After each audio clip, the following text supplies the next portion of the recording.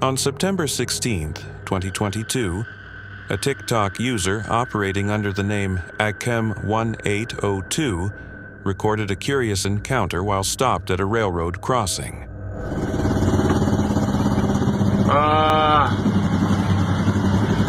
Oh boy.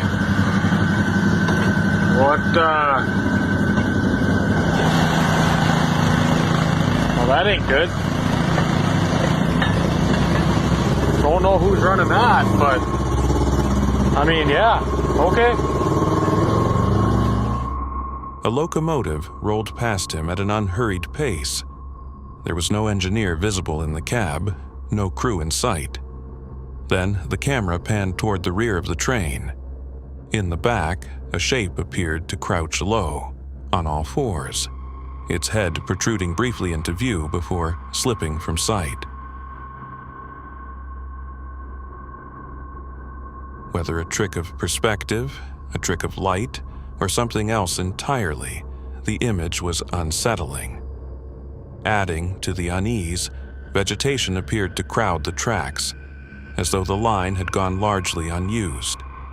The juxtaposition, a moving train on what looked like a neglected track, only deepened the mystery. Legends of ghost trains took root in the 19th century, when the rise of railroads transformed landscapes and unsettled communities. Early steam locomotives were loud, fast, and unfamiliar, mechanical leviathans that seemed almost supernatural to those who first encountered them. Over time, real tragedies, collisions, derailments, fatal crossings, wove themselves into folklore. In many tales, the spectral trains are described as residual hauntings, events imprinted on a location, replaying like a broken reel of film.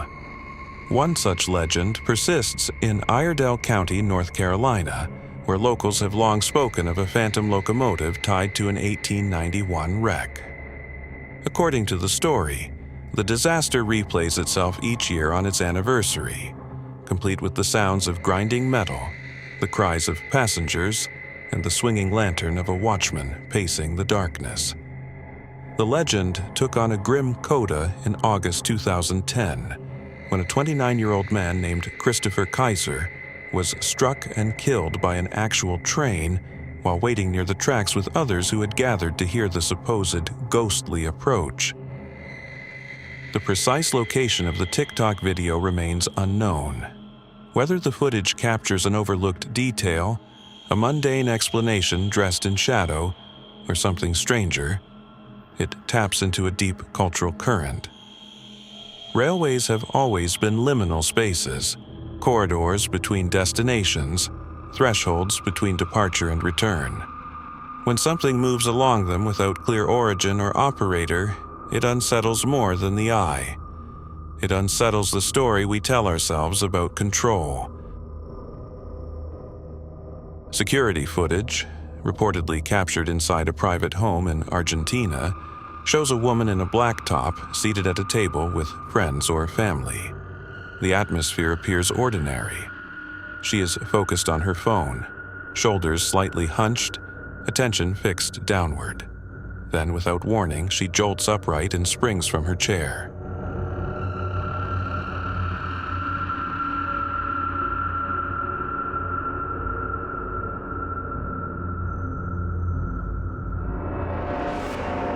She later explains that she felt a hand touch her shoulder.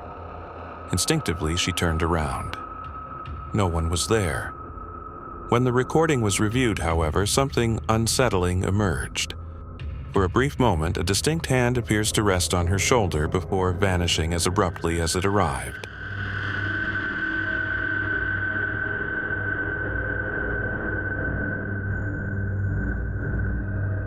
The woman uploaded the footage to YouTube, where some viewers suggested a prank. Perhaps someone crouched behind the chair had reached up and withdrawn in time. Yet, when she stands, the space behind her is empty. There is nowhere obvious for anyone to have hidden. In several strands of Latin American folklore shaped by Catholic tradition, a hand placed on the shoulder is not always interpreted as hostile. It can signify a soul in purgatory seeking intercession, an appeal for prayers rather than a threat. The sensation is described as cold, deliberate, intimate, but other stories are less forgiving. In darker regional tales, a hand gripping from behind is the precursor to revelation. The touch comes first. The apparition follows. One of the most enduring legends across Latin America and Mexico is that of La Mano Peluda, the hairy hand. According to the story, the severed hand belonged to a man executed during the Spanish Inquisition, dismembered and buried in an old cemetery. The hand, restless in death, is said to crawl from its grave to seek revenge, stalking its victims in their sleep. The tale has long been used to frighten children into obedience, but its imagery lingers. A hand detached from any body, acting with intention. Whether the footage reveals a hoax, a trick of light and timing, or something more elusive, the power of the image lies in its simplicity. A touch from behind is deeply human. It signals presence. To see it occur where no one stands is to confront a small fracture in ordinary reality. And those fractures are where folklore has always found fertile ground. In parts of Southeast Asia, particularly in Malaysia and Indonesia, the dead are traditionally wrapped in a plain white burial shroud known as a kain kafan. The cloth is bound tightly with knots at the head, beneath the feet, and around the neck, sealing the body for burial. Within certain strands of folklore, it is said that these bindings must be untied after interment, so the soul can depart freely into the afterlife. However, if the knots remain fastened, sometimes said to be within 40 days, the spirit is believed to linger, suspended between realms, confined not only to the grave, but to the very fabric that encases it. From this belief emerges the figure known as the Pocong, also called Hantu Bungkus, a reanimated corpse that's still wrapped in its burial shroud. Because its limbs are bound, it cannot walk.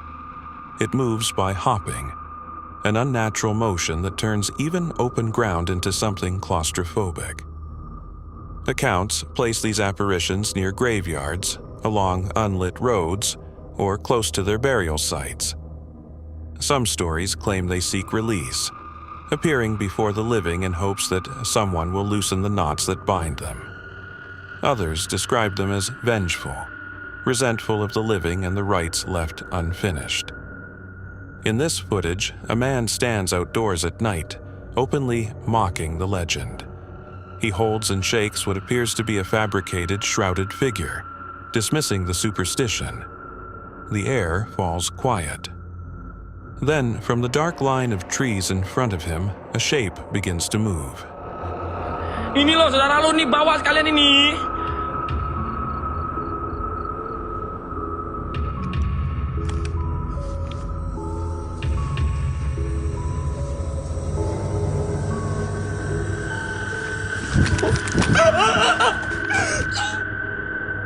In the distance, a white figure, rigid, upright, emerges and advances in that unmistakable hopping rhythm.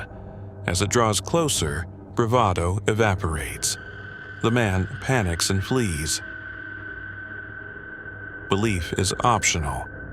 Disrespect for the dead, however, has a way of unsettling even the most confident skeptic.